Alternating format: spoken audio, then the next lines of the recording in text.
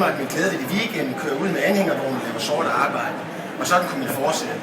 Vi kender alle sammen de her mennesker, der rent faktisk bedriver en hverdagens løgn, som jeg rent faktisk synes er den mest forfærdelige af alle. Det er ikke der, hvor du bliver taget med et spørgsmål, som du får forberedt på, og du ikke lige får svaret 100% ærligt.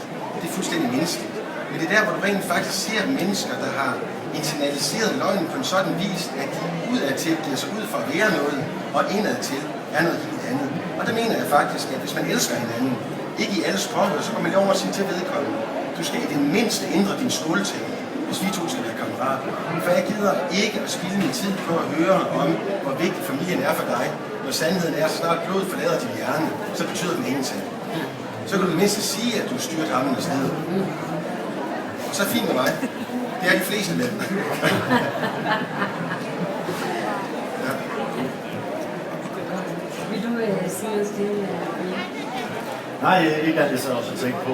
Jeg tror også, at frem for at overhøre andres folks øjne nogle gange, og så kan være det ene eller det andet, men når jeg tror altid, at vi kender nogle hvor men de filosoferer virkeligheden lidt nogle gange, og overgør deres egne evner og så videre gang på gang.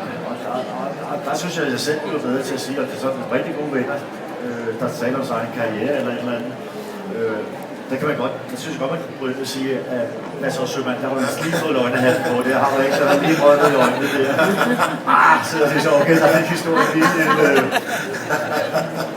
jeg havde faktisk en anden historie, det var meget, det var faktisk meget sød løgn.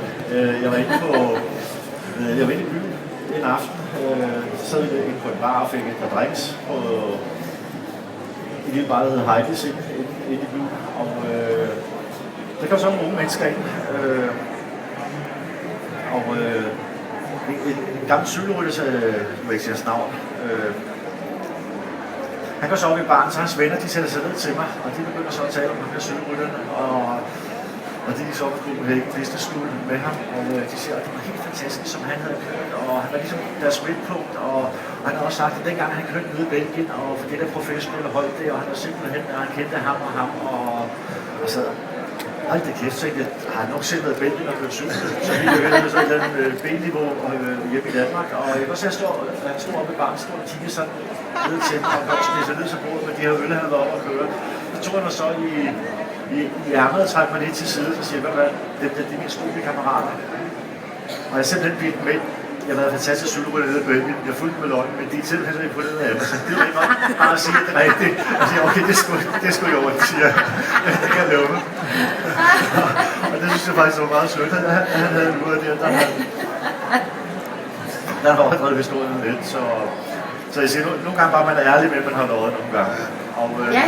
Og hvis man så bliver grebet i det nogle gange, så siger jeg er nok sgu ikke ked af det.